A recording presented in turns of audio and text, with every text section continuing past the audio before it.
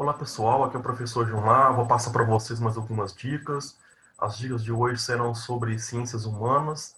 Eu vou abordar algumas questões que caíram no Exame Nacional do Ensino Médio, o Enem, e duas questões envolvem a ditadura militar e uma o processo de construção da democracia brasileira. Eu espero que ajude nos seus estudos aí. Eu peço que se inscreva no meu canal para poder me auxiliar. O primeiro exercício, ele tem aí a sigla de vários partidos políticos. E ao final, o que você pode observar, ó, está a palavra finados. Né? Por que apareceu essa palavra finados? É porque após a implantação do regime militar no Brasil, vários partidos políticos foram extintos, né, com a determinação do ato institucional número 2. E a partir da instituição do ato institucional número 2 foi determinado apenas a existência de dois partidos políticos. Um era a Arena, Aliança Nacional Renovadora, e o MDB. Dois partidos políticos apenas. Então, esse PSD, PTB, UDN, PSP, PDC, MTR, PTN, PST, todos aí foram extintos a partir da implantação do regime militar em 1965. Então, fala o seguinte, ó, a imagem foi publicada no jornal Correio da Manhã no dia de finados de 1965. Sua relação com os direitos políticos existentes no período revela a extinção dos partidos nanicos, retomada dos partidos, adoção do bipartidarismo regulado, superação do fisiologismo tradicional ou valorização da representação parlamentar.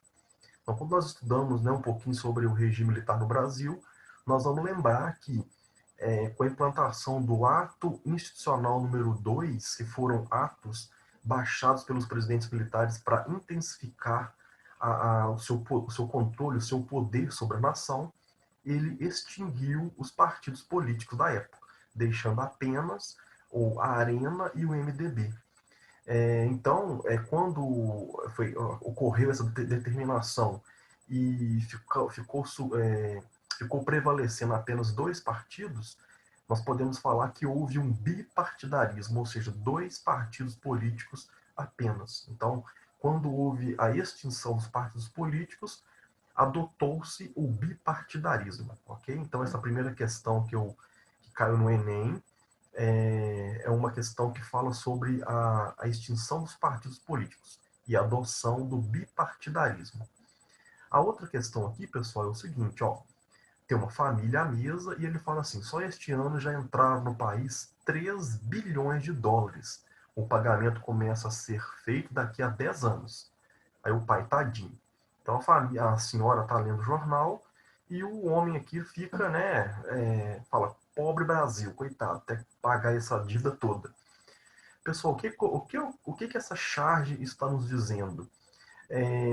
A partir de 64, né, quando iniciou o regime militar no Brasil, houve a adoção de vários empréstimos. O Brasil fez muitos empréstimos aos Estados Unidos, principalmente. Então, no período de 64 a 85, a estratégia do regime militar abordada na charge foi caracterizada pela priorização da segurança nacional, captação de financiamentos estrangeiros, execução de cortes nos gastos públicos, nacionalização de empresas multinacionais, promoção de políticas de distribuição de renda. Nós sabemos, né, que houve um período no Brasil que foi até chamado de milagre econômico. O Brasil vivia um período tão bom economicamente, várias obras ocorrendo, construção da ponte de Niterói, hidrelétricas, abertura de rodovias, enfim, o Brasil estava indo para frente. Mas de onde vinha tanto dinheiro? Através da captação de financiamentos estrangeiros. Então, os governos militares, para poder executar o seu plano de governo, eles recorreram a investimentos internacionais, principalmente nos Estados Unidos, que foi um aliado do governo dos militares de 64 e 85. Lembrando que final de 60, início de 70 foi o auge desse período. O final da década de 70, início de 80, já foi um período em que o regime militar começou a entrar num certo descrédito pela população brasileira, principalmente com as passeatas lá das diretas já. Mas esse é um outro assunto. A ideia aqui era você gravar que né, a imagem mostra o período em que os governos militares fizeram vários investimentos de bancos internacionais para poder promover as obras no nosso Brasil. A outra questão fala assim, ó, a moderna democracia brasileira foi construída entre saltos e sobressaltos. Em 1954, a crise culminou no suicídio do presidente Vargas. No ano seguinte, outra crise quase impediu a posse do presidente eleito, Juscelino Kubitschek. Em 1961, o Brasil quase chegou à guerra civil depois da inesperada renúncia do presidente Jânio Quadros. 3 anos mais tarde, um golpe militar depôs o presidente João Goulart e o país viveu durante 20 anos, 20 anos em regime autoritário. 20 anos não, né? 21 anos. É porque foi de 64 até 85, então dá 21 anos. Viveu durante 20 anos, aqui é 21 anos. A partir dessas informações relativas à história republicana brasileira, assinale a opção correta. Então, pessoal, falou primeiro do suicídio do Vargas, depois a contestação da posse do presidente eleito Juscelino Kubitschek. Depois falou um pouquinho da renúncia do Jânio Quadros. Depois falou da deposição do presidente João Goulart e implantação do regime militar.